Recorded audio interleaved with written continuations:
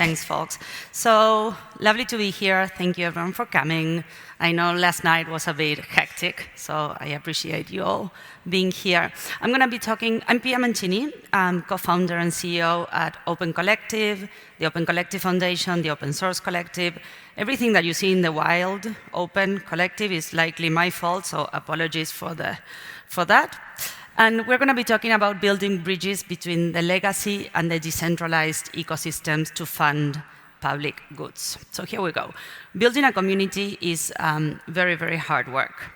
And part of that is because we start a project, it's normally volunteer work, it's a product of love, it's something that we really want to do. We don't care too much about how we're going to structure it, or if we're going to build a legal entity, or if it's going to be a for-profit venture, or a non-profit venture. We just want to see something happen in the world. And that poses a lot of challenges. So for example, right there, that's my friend Gonzalo from Buenos Aires.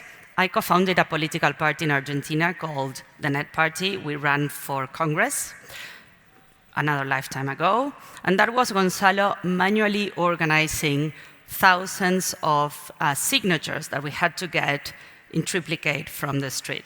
So the system puts a lot of burden in how you can create a political party, because it's the nature of the game.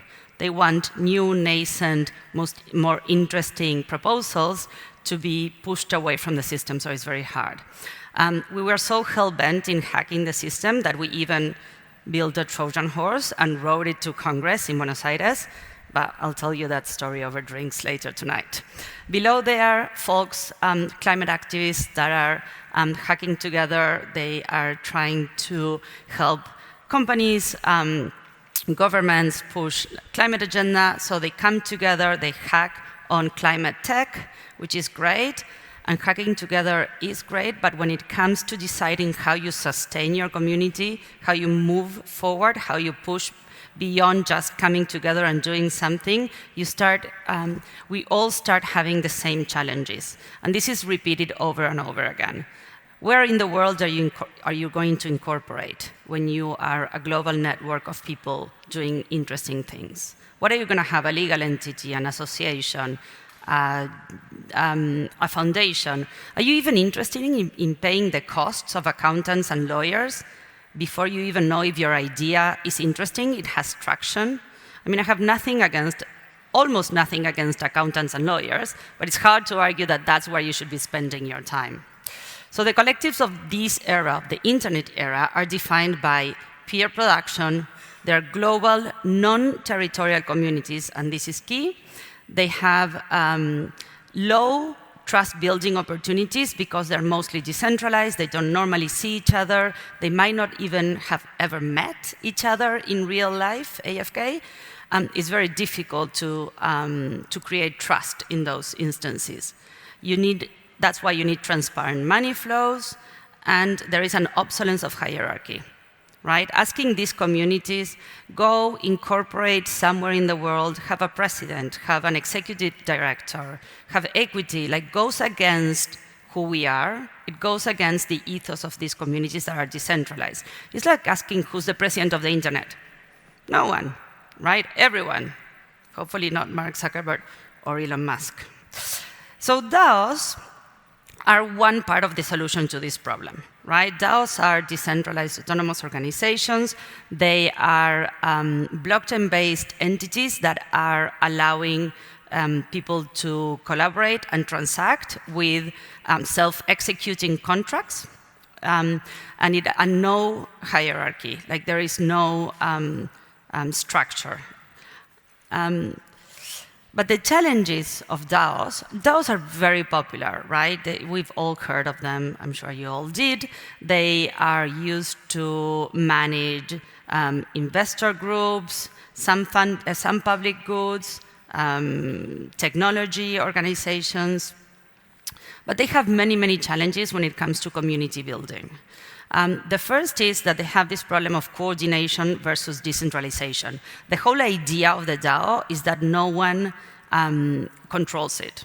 There is no single entity that has more power than other entity. They're all token holders, and they have different consensus mechanisms, but the whole idea is that it's a purely decentralized structure.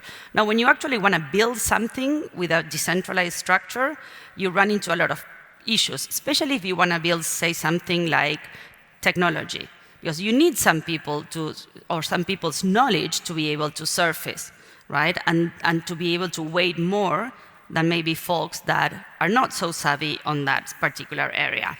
But the problem is that when you start doing that, you go away from pure decentralization. So this is always a tension that exists in DAOs. The second challenge with DAOs is that they're humans in them, right? And the challenges that we have with building community, with pushing forward ideas, with democracy itself, it didn't change with technology, right? Participation is very hard. You have these moments where people start collaborating very strongly at the beginning, but then it kind of wanes in time. So you end up with like just a couple of people voting and deciding for your community. So the challenges to participation, apathy, all of that exists in DAO in the same way that it exists outside of DAO. And the last thing, and this is what's most interesting to me, is that there's a lack of legacy infrastructure, right? There are no contractual relations in a DAO, right? Because there is no entity, and because there is no entity, you cannot have a contract with that entity. So this is a bug. In my mind, it's a bug as much as it is a feature. Like DAOs are set out to be isolated from the legacy system. I understand that, and I think that's great. But at the same time, I think it's a bug because we need the people that participate in communities, we still need to be somehow connected to the existing world. We need pay stubs. Most of us are renting, and so we need to prove income to our landlords. But if we work for a DAO and we have no contractual relationship with a DAO, there's no labor relations, then how are we going to prove income, right? For example, you want a mortgage. Again, you need to prove that you have stable income or some sort of income. So the thing that I find most complicated about the DAO approach is that the whole ethos of Web3, which I am a fan of, and I participate in that community, and I have a lot of links there, and I do a lot of things there, but the whole vision of it is we are going to build this alternative system. We're going to grant access to everyone, right? Everyone will be able to have access to participate in this kind of new economy. We're going to create these currencies. But at the same time, this lack of connection with the legacy infrastructure means that most people effectively cannot participate, right? Because we don't have any connect with the things that we still need in real life: contractor relations, pay stubs, invoices. It's boring stuff, I get it, but it's still stuff that can allow more people to actually participate. So the question is, if we want to build technology for those who are winners of the current system, then sure, we can keep going this way. But if we're actually set out to build something that grants access to those who are not winners today, we need to rethink the way we are approaching this technology. So it seems to me that what it used to be, right, the way that the current system operates is not fit for communities, for decentralized organizations, for our social movements, political movements, for the way we operate today in the world, right? I always say that we are circles in a world made for triangles. So we can all agree that the current system is out of sync with how we operate in society today. But what will be is no longer here. It's not here yet, right? So we're in this kind of awkward transitional moment where nothing works, right? What we have is not really suited for how we are, but what is coming is not fully here because the technology is not adopted yet, because it's not really truly bringing people over. It's not really granting access. So what I used to think, the framework, sorry, I see people now. The framework that I used to think about this is called the Three Horizons Network, framework, sorry. And this Three Horizons framework, what it says is, today we have a world that is in crisis. That is like first horizon. And so the innovation that happens in this horizon is innovation that sustains the status quo. It's innovation for the winners today, right? The world that we are in now is the world in a turbulent transition, right? We're like trying to figure out what the future is going to look like. The future is not really here yet, or is here but not distributed to everyone. And what we have is like ugly and clunky, and it doesn't work anymore. And so the innovation that happens in this framework is what I'm seeing now. It's innovation that, sure, it's looking at opportunities, it's identifying opportunities, it's changing the scope of what is possible. We can now print currency, before we couldn't. Fantastic. But it's not really transformative innovation, in my mind.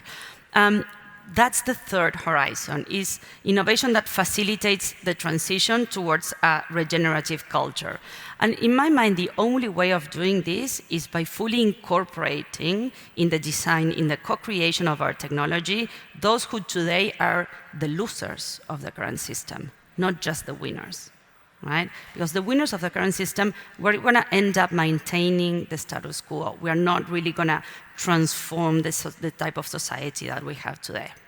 So Open Collective, what we do is we're trying to solve this problem of decentralizing communities, but in the fiat world. And the reason why we're doing this is because we understand the needs of decentralized communities, but we also understand that DAOs yet are not suiting this purpose, right? They're not fully serving them. So we are admin, financial, compliance tooling for decentralized communities. Open Collective is a network. It's a platform that allows communities to fundraise and manage funding in full transparency, decentralized communities.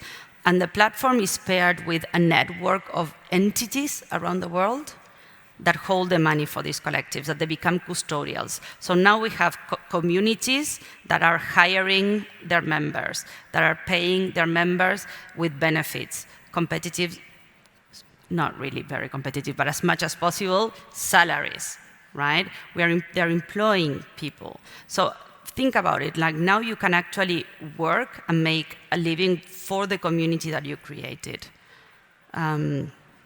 So this is the platform, the legal entities, and the collectives. So think open source projects, for example. Open source projects today, open tech, kind of any company around there is using open source technology in their stack, everyone, right? But what happens is, because open source projects are largely decentralized communities, they're just groups of people that are hacking together, and they don't have a legal entity, they have no pathway or no way to receive any funding. And so what happens is that companies are using this value that is created by open source developers. They're building a very successful business on them, but nothing is flowing back to the communities that created it in the first place, at least not directly.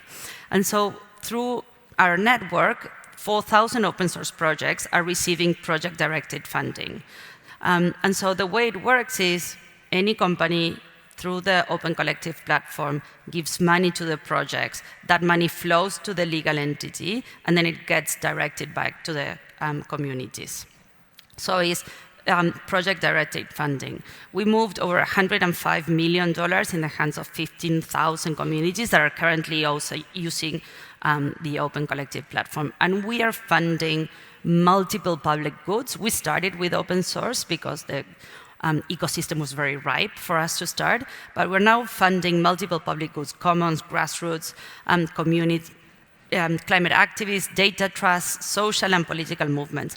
All of these type of communities, they need funding to operate. They need to be able to pay their members. They need to be able to have a budget for their operations, but they don't want to be a legal entity, or they can't be because they're decentralized, or they're all over the world.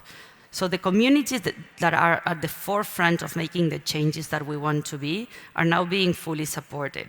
And I think that Open Collective can be a really interesting fiat bridge for DAOs.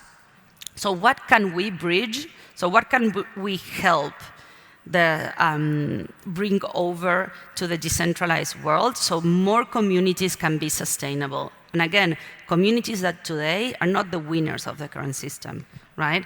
Tax deductibility for donors, invoices, pay stubs, insurance, benefits, employment. Again, I get it.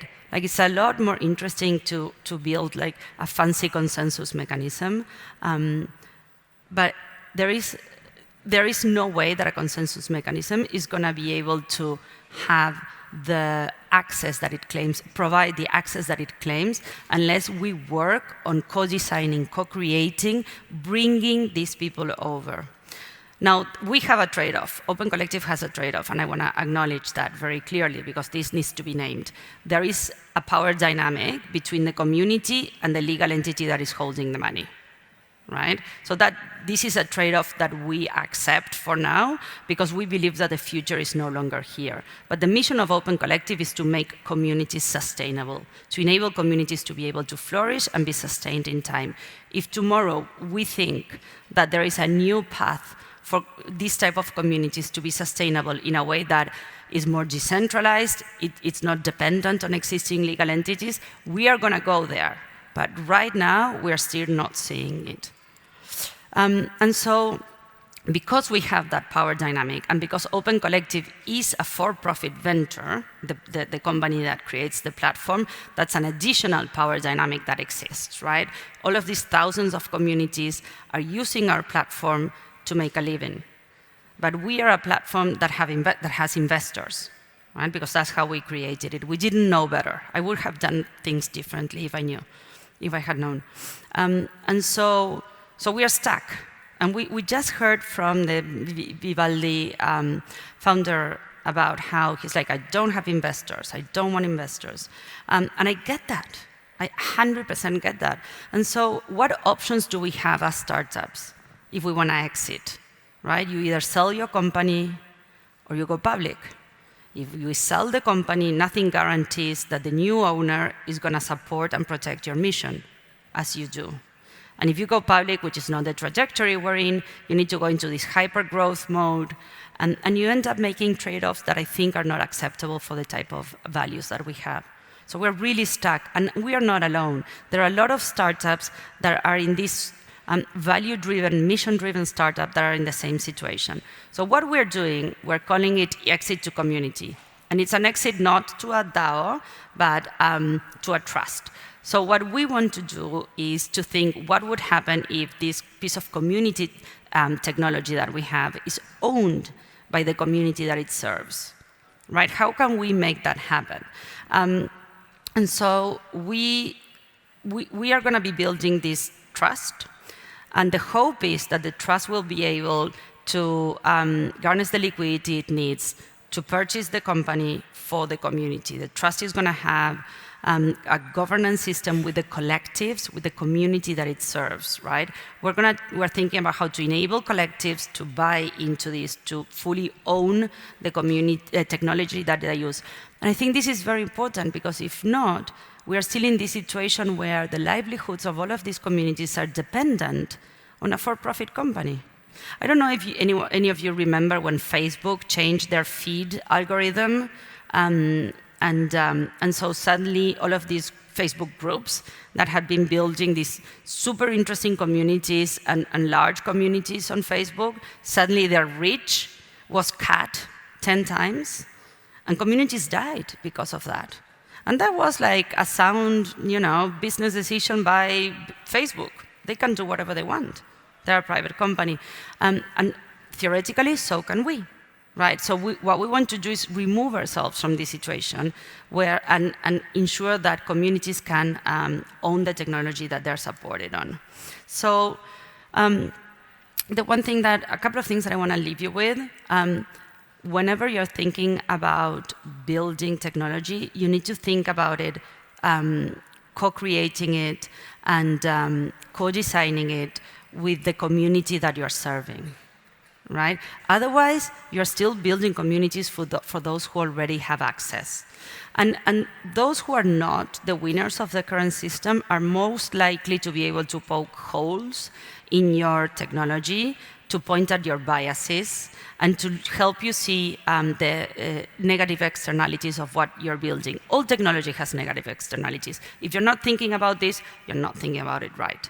Democratizing is not just about opening access, it's about open access and shared and participatory governance, right? So how are we thinking about, this is, it's not the same to have access to information, but than to do something with that information, right? So sure, DAOs anyone can theoretically buy a token. That doesn't mean that they have access to governing that collective.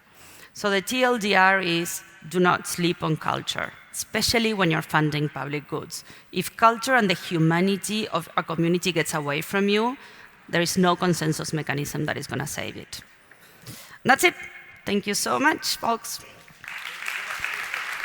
you so much, Pia. Just one question before I head into the lunch. Is there a community that you think people could check out as a good case study?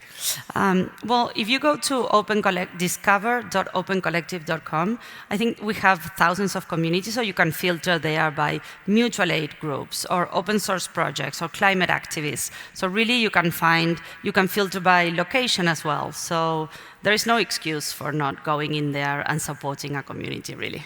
Sounds good. Thank you so much, Pia. Thank you.